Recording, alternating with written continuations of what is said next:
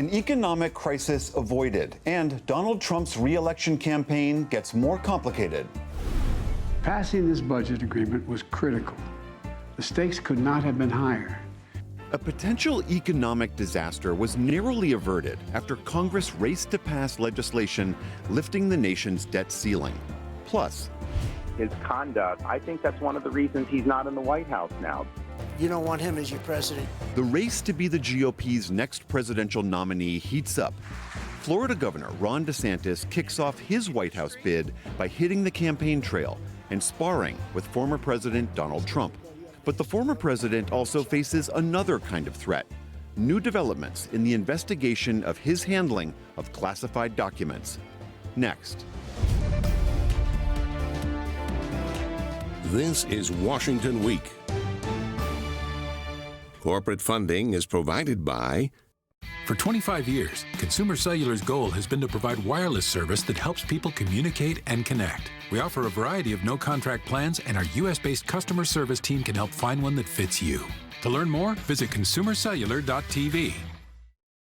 Additional funding is provided by Koo and Patricia Ewan through the Ewan Foundation, committed to bridging cultural differences in our communities.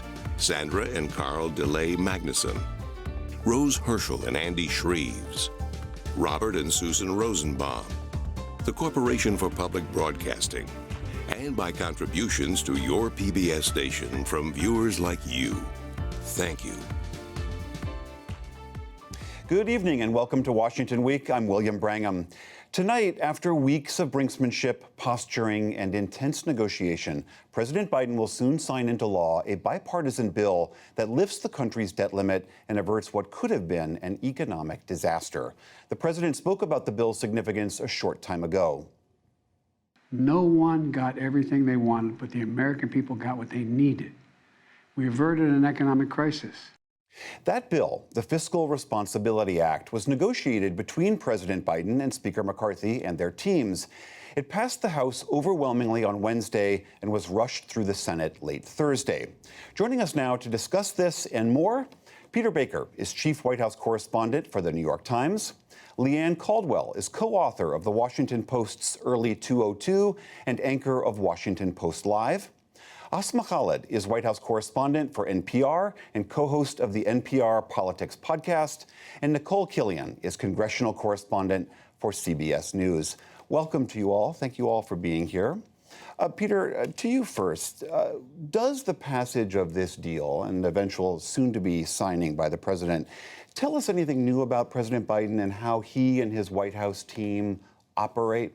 Well, I think what it tells us is that President Biden, of course, has now been able to burnish his reputation for bipartisanship. This is important to him. It's part of his identity, his political identity. It's part of his case for re-election next year. I'm the adult in the room at a time of lots of fractious fighting among the parties.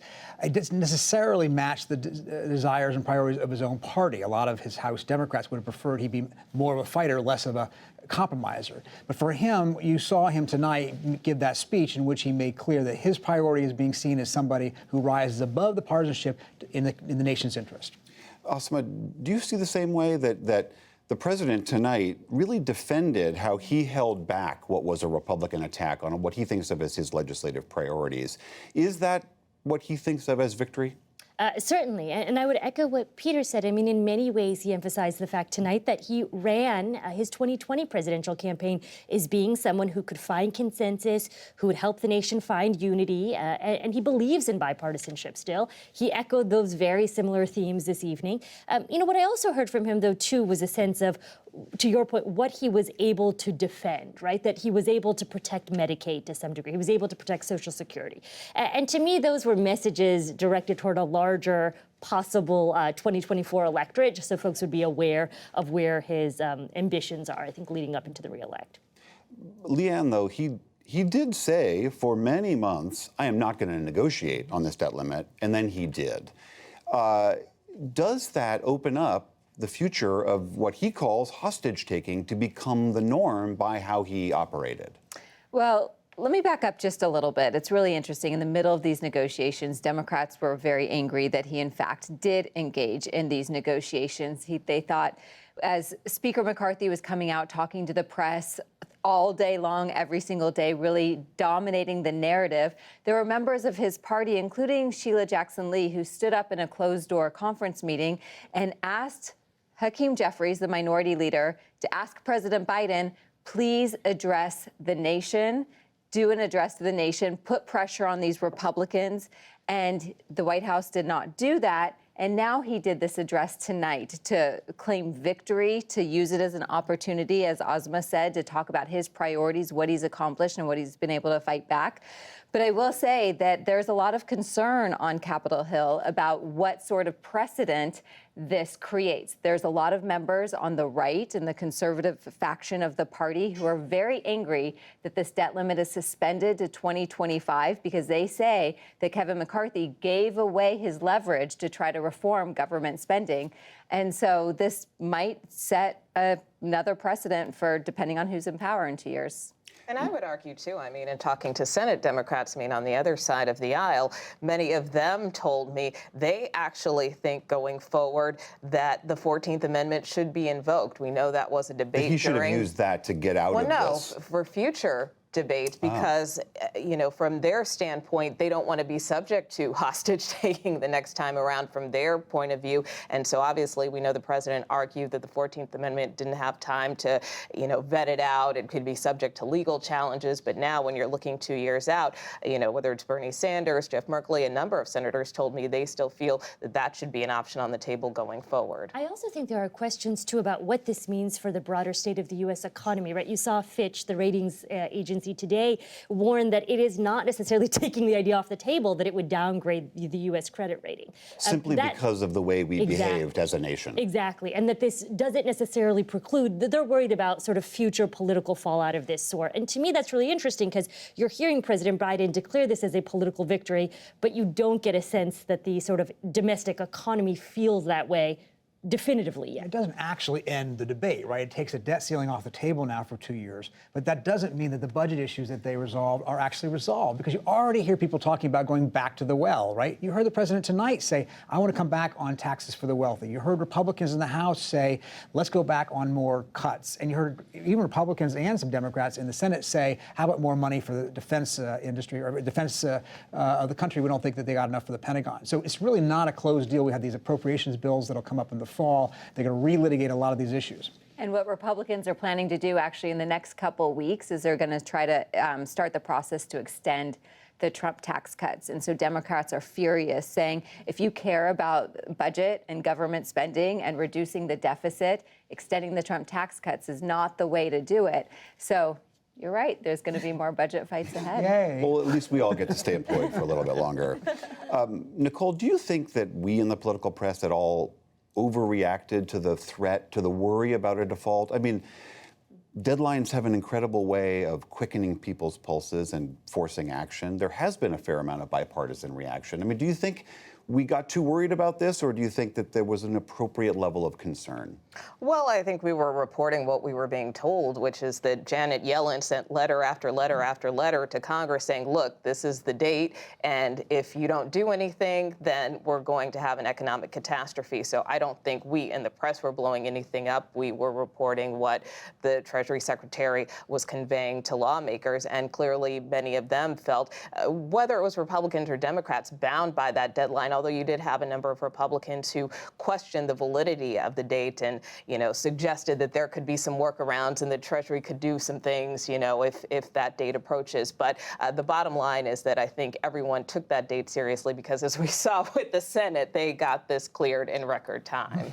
Peter, Kevin McCarthy came through. He thinks of this as a success. At least that's how he's presenting it publicly. Yeah. Does this tell us something about how he might govern over the next couple of years vis-a-vis the White House? I think it actually tells a lot more about Kevin McCarthy in some ways than Joe Biden, because we didn't know whether Kevin McCarthy was going to be serious about governing, right? In January, when he made it through those 15 ballots, he had to trade away the store to the hard right in his own caucus. And the question was, okay, does that mean he's now forever beholden to their priorities, or is he going to be able to make a compromise like he did with President Biden? He seems proud of the fact that he made a compromise. He seems actually to be perfectly comfortable that he came to the middle with the Democratic president that they tend to vilify, and found that that's a better solution for the country, even at the expense of complaints on the right. Now, that doesn't mean that the people on the right are going to let it go.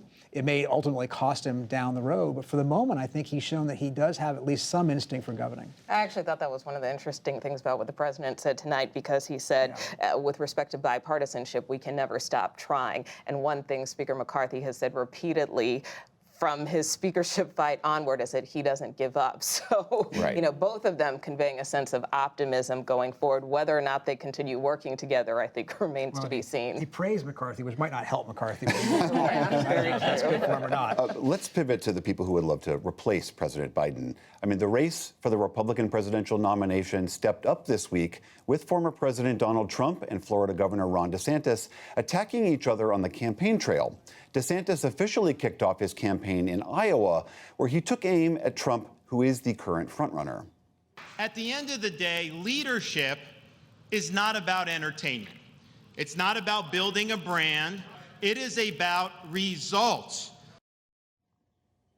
For his part, Trump criticized DeSantis for saying it would take the next Republican president 2 terms, something former President Trump legally cannot fulfill, to get the country headed in the right direction. It'll take me 6 months to have it totally the way it was. If it takes 8 years to turn this around, then you don't want him.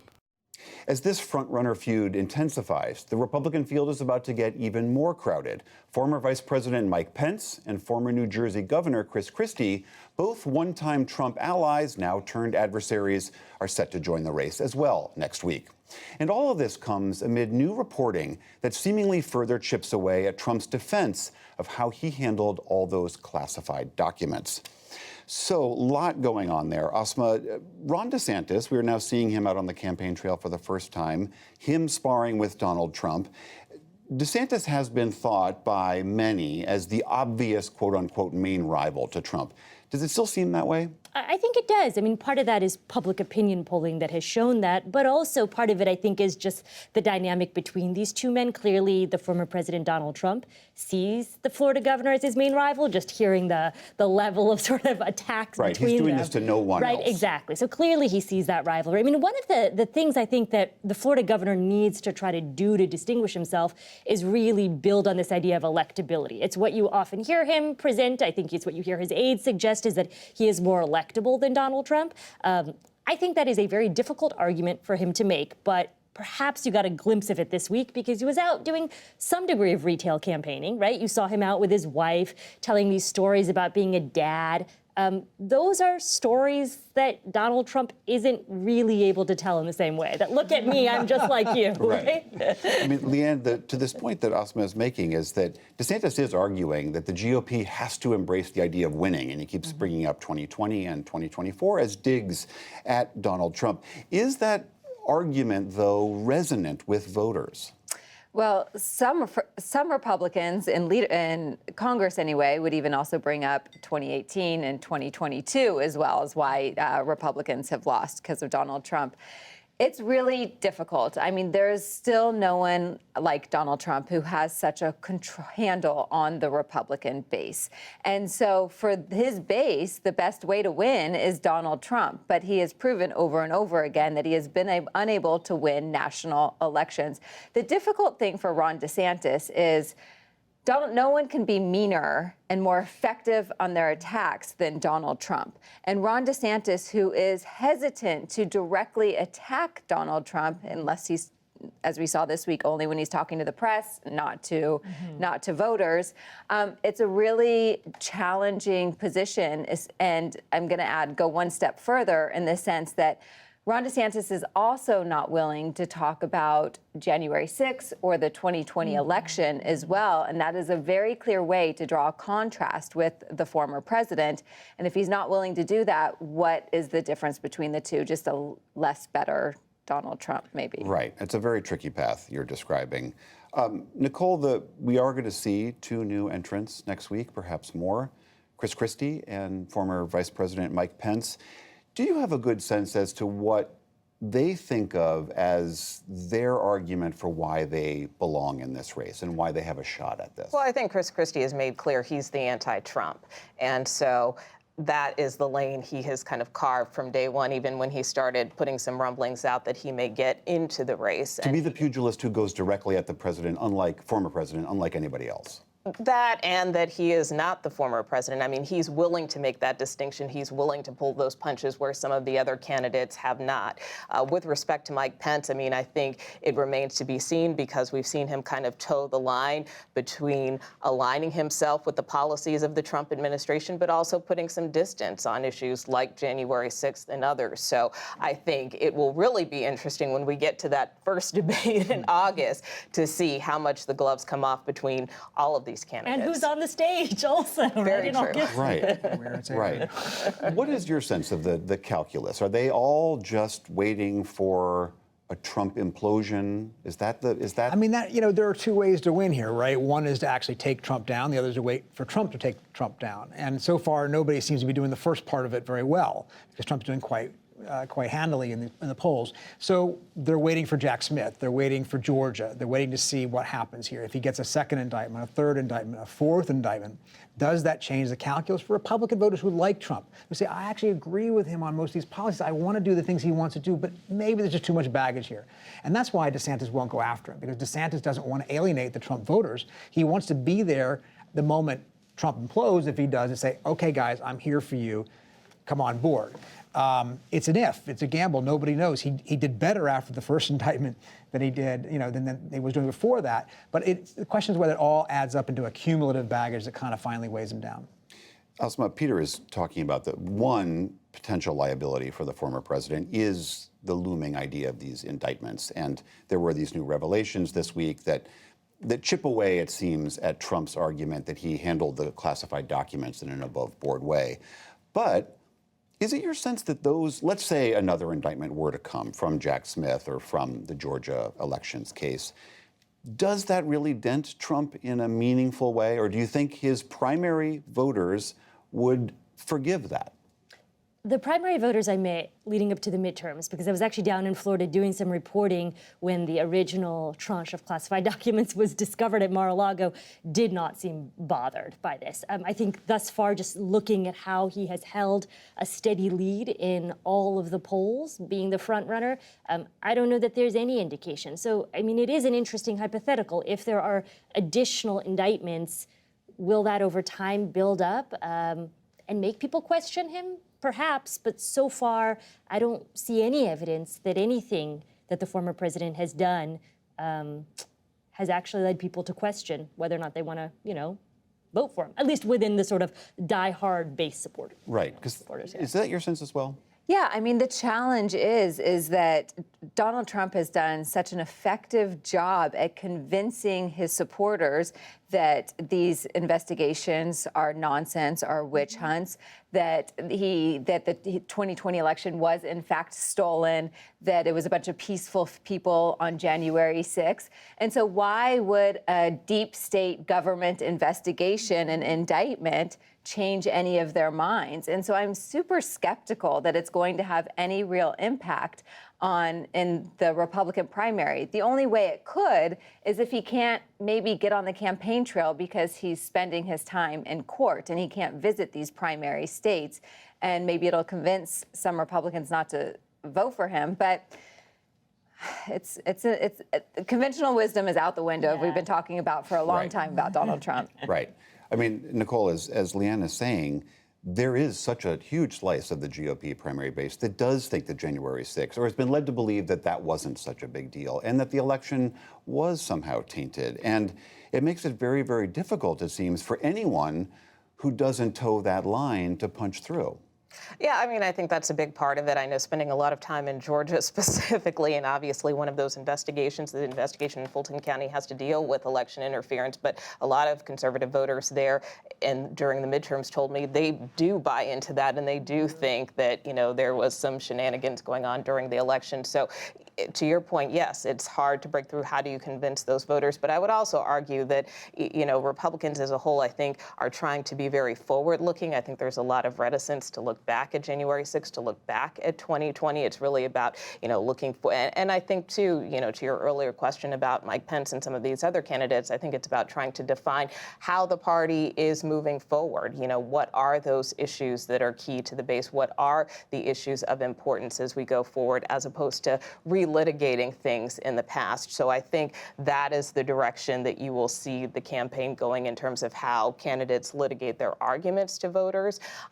But that being said, Democrats, I think, continue to rely on this argument about democracy. So, with respect to the president's messaging going forward, I mean, certainly, yes, it's about the economy, it's about reproductive rights. But, I think that issue of democracy will also play big in this upcoming election, but maybe more so on the Democratic side than the Republican side. To be clear, I don't want to leave that I was thinking, by the way, that he will implode. I want to say that's one scenario. I agree with your skepticism. The other thing, you're not holding a crystal ball out here tonight? We should be very humble about making predictions when it comes to Donald Trump. I would say the one thing he has to his advantage, as we see in these new candidates coming in, is a split field, right? Yeah. That's how he got ahead so conveniently in 2016, because there were 16 other candidates. They didn't ever coalesce their opposition to him. We're seeing something like that right now. The question is whether they will coalesce by the end of the year when the voting starts. And I think, Peter, the point that Nikole is making here, too, is that if you're on a debate stage and Donald Trump is there, you can't avoid those questions about 2020. And so Pence and Haley and Asa Hutchinson and Christie and all of them are going to have to speak their mind about whether they thought that election was stolen, whether they thought January 6th and all the defendants ought to be pardoned, as Trump has argued. And that's going to put a lot of them on the spot and maybe in the crosshairs of GOP primary voters. Yeah, no, absolutely. In fact, most of these people are on record saying they don't think the election was stolen, or at least giving that indication, right? Obviously, Nikki Haley, Mike Pence, Chris Christie have said that, Asa Hutchinson. DeSantis is kind of having it both ways, right? When he says Trump is a loser, what he means is you really did lose in 2020, even though he's not saying it directly to the voters that way. And so we'll see how he handles that on a debate stage. Right. Last question. And we saw President Biden last night, after he was giving a speech at the Air Force Academy, stumble and fall. And it was hard not to notice that that was immediately picked up on across conservative media. Donald Trump in his town hall last night on Fox News talked about it at length. How much of that, of President Biden's age and mental acuity, is going to focus by the GOP? I would say it's not just a concern of the GOP. You hear from Democratic voters who are concerned about his age. The question, I would say, is who's on the Republican side, because Donald Trump is not particularly younger. I would completely agree with Asma. I mean, and then it brings into question about Kamala Harris, too. I think that it could be a liability for the president. And 82 might not be so bad, but people think about 86 4 years later. And the same? I think so. I mean, I think it was interesting that Donald Trump said, his fall wasn't inspiring, but he also referenced his own tripping down the stage. So, I mean, look, it happens to everybody. Yeah. It is the essential tension for Biden right now. On the same day he got this big deal through, he also stumbles and falls. His great advantage of being seasoned, the great disadvantage of age. Thank you all so much for being here, for joining us on Friday. And thanks to all of you for joining us as well. Don't forget to watch PBS News Weekend on Saturday for a look at what's next for Congress after passage of this debt limit deal and this growing list of 2024 GOP presidential candidates. I'm William Brangham. Good night from Washington. Corporate funding for Washington Week is provided by... For 25 years, Consumer Cellular has been offering no-contract wireless plans designed to help people do more of what they like. Our U.S.-based customer service team can help find a plan that fits you. To learn more, visit consumercellular.tv.